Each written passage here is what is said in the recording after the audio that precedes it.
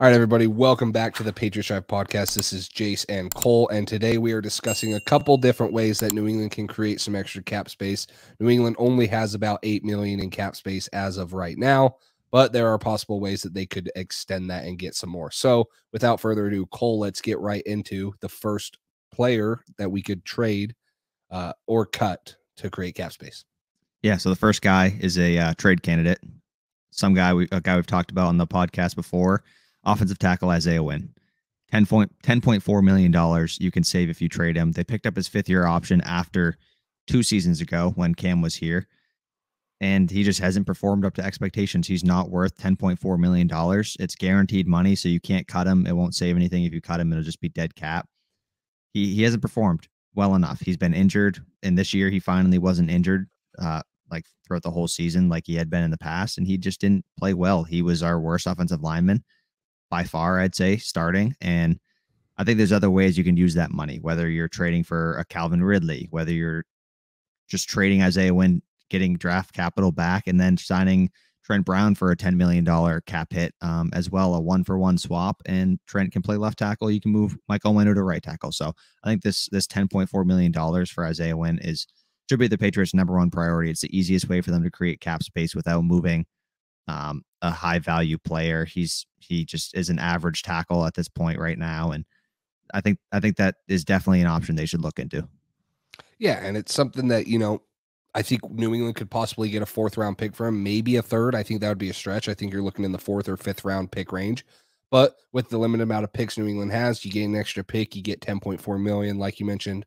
A lot of people are projecting Trent Brown's estimated contracts at $10 million per year. So you go out, you can, re-sign him, insert Michael Wynn at right tackle, now have Trent Brown at left, and then depending on what you do with Ted Karras, you could have, possibly a Karras, Andrews, Mason starting offensive line, which I'd feel very comfortable with. And I agree. I think that this is the way that New England can create the most cap space in one move. 10.4 is a significant amount, and it's something that I think New England fans would like to see, especially with some of the struggles that Isaiah Wynn has experienced these last couple of years. So that leads us into our next one. This one does not involve a player leaving, no trades, no cuts, but this is restructuring Matt Judon's contract, $6.6 million of it. It would free up. So that's converting more of it into a signing bonus, if I understand it correctly. So how that works, you're giving more money to him up front just for signing the contract instead of maybe as a base salary or guaranteed money. So that's a way to keep a great player that we signed last year, our highest paid player on the roster, but still create, $6.5 million of cap space. Use that, go out, whether you use it to franchise tag JC Jackson, maybe go out and re-sign maybe JC Jackson's replacement if he doesn't come back, or improve maybe receivers, linebackers, positions of need.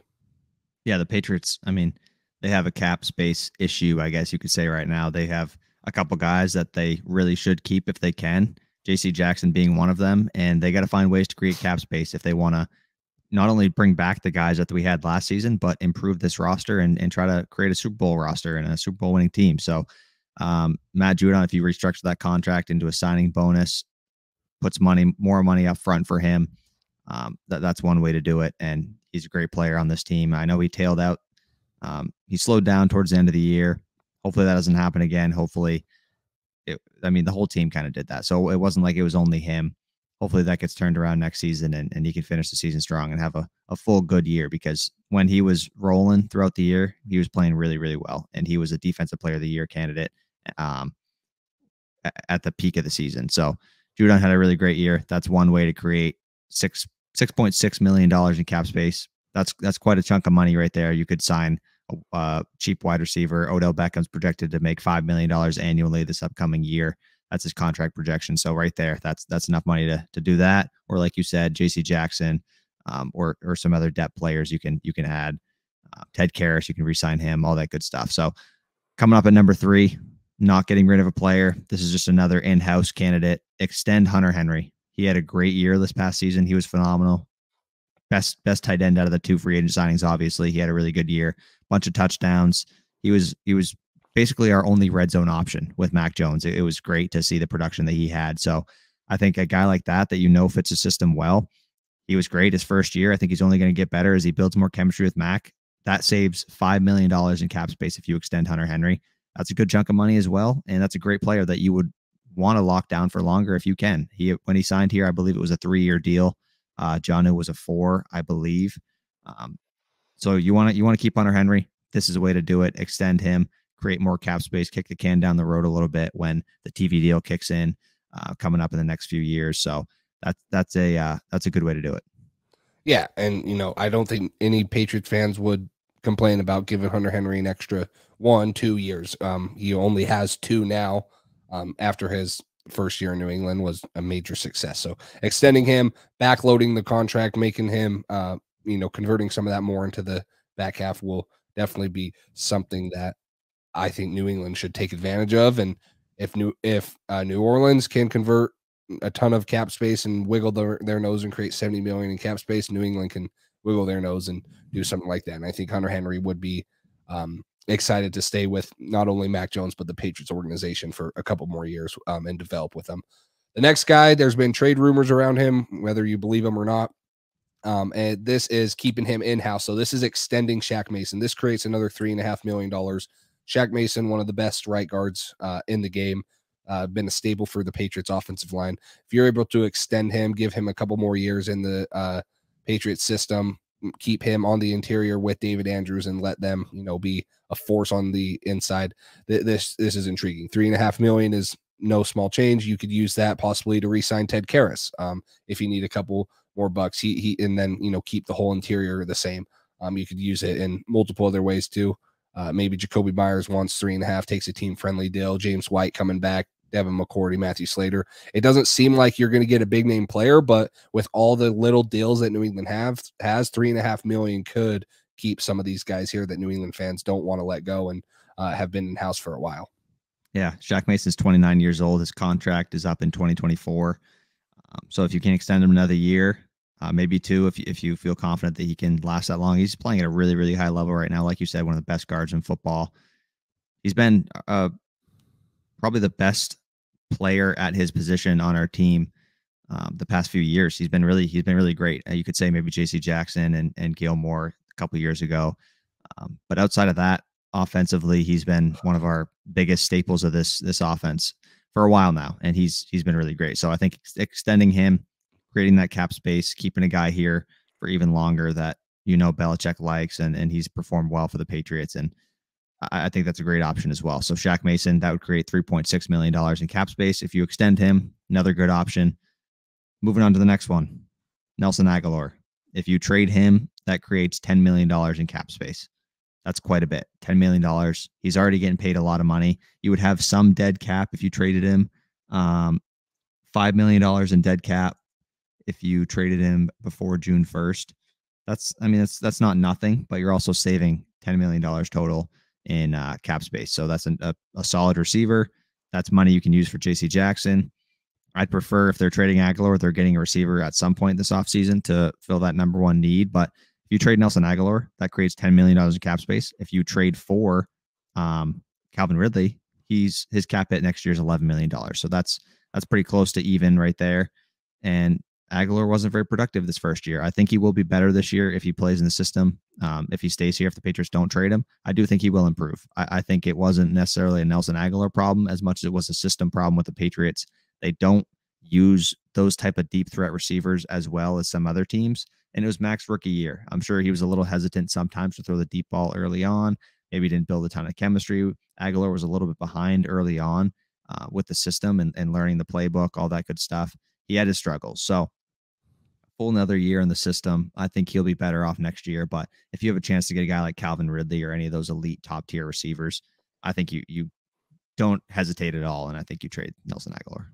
Yeah, I think that this is dependent on if you get a wide receiver in the draft or if you trade for one, sign one in free agency, then you feel a little more comfortable letting Nelson Agholor go and picking up $10 million extra in cap space. That's very significant amount of money. So I agree. Trying to find a trade package for him, whether it's with a pick for Calvin Ridley or maybe pair him with Winovich, and you can get an extra 3rd or 4th round pick from a team and draft someone there to replace him.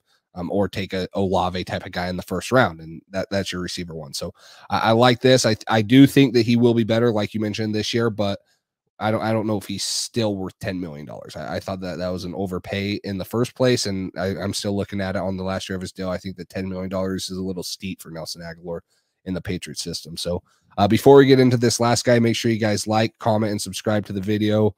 Let us know who you guys would like to see either cut, traded, or restructured to for New England to save cap space. But without any further ado, getting into the last one, maybe not the most exciting one, but this would make sense for a Bill Belichick ran team. This is trading or cutting Jake Bailey. Didn't have his best year in 2021. This would save $3.2 million. And there is a punter prospect that doesn't only punt. He's a good kickoff man. He's a good kickoff guy. He's a good field goal kicker also. He is out of San Diego State, Matt Ariza. I'm not sure. I'm butchering that. It's one of those three pronunciations. All you need to know is some people have tagged him as the best kicking prospect, best punting prospect in the draft in 20 years. So he has a very strong leg. He's getting high praise, and I think that this would be an easy, quick way for New England to go ahead and say, okay, well, let's save $3.2 million, draft this punter in the 6th or whenever they take him. And use this $3.2 million on, like I mentioned before, re-signing a key guy for the Patriots or going out and adding another piece to the offense or defense. Yeah, I think this is a great idea. And little fact is that Patriots have never had a punter play under their second contract. Ryan Allen signed his second contract and then got replaced by Jake Bailey and got cut before the season started. So he never played. So you don't necessarily see a lot of punters play under their second contract with the Patriots. And this is another kind of situation where it's okay. You can reset the clock, cheaper money. You draft a guy in the 5th, 6th round. This guy is a generational punting prospect. You can save $3.3 million in cap space. That's not nothing. Like we've mentioned, Ted Karras, that's probably his salary right there.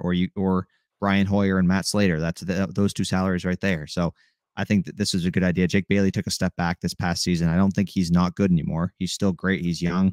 People go through their ups and downs, but when you got a chance at a generational punting prospect for a guy who loves special teams and you can save $3.3 million in cap space, I think it's a no-brainer. So Jake Bailey, that one makes a lot of sense for the Patriots.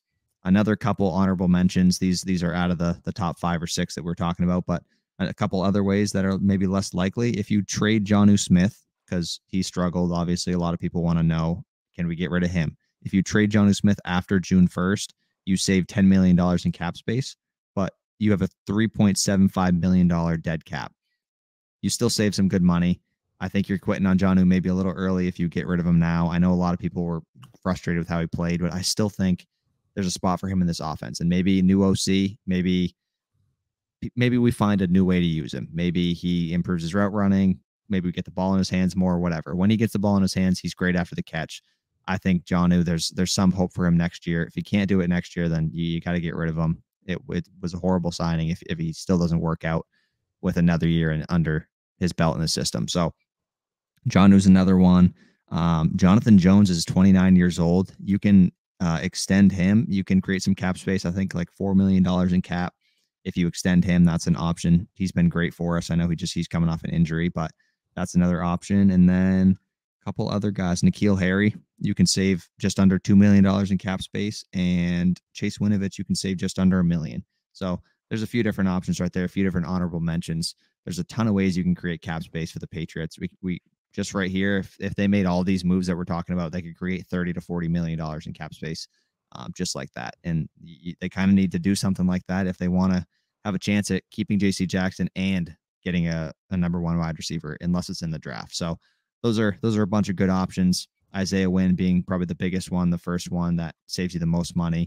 And then there's some other ones in there that are pretty simple and seem like no-brainers. Jake Bailey, extending Hunter Henry, all that different stuff. So those are the top options. For sure. New England needs, salary cap and some cap space if they want to make some magic and really compete for that AFC crown and AFC East title again with the Bills. I think that they were close, but they're still, a couple pieces away, and you got to re-sign the guys that were important to you last year and made a difference, and then go out and get a couple other guys. And we don't have the luxury like we did last offseason where we were just spending like crazy, and we, really had no regrets and no, checkbook in our pocket that was telling us we couldn't. This year we're on a little crunch, and if you don't do some of these moves and you stay at about 8 million, maybe 10 million, and you re-sign JC Jackson, it gets scary. You're suddenly under the cap. You can't make any more moves. You got to free up some space. So these are some of the top 5, 6 moves that we had, and then honorable mentions. Let us know down below what you think. Make sure you guys subscribe to us so you can stay up to date. Videos every Thursday and Sunday, and then lives are Tuesday at 9 p.m. Eastern time with the live draft coming up on draft night. And we're going to have a lot of combine free agency content coming for you. So you don't want to miss that. Thank you guys for watching, and we'll talk to you later.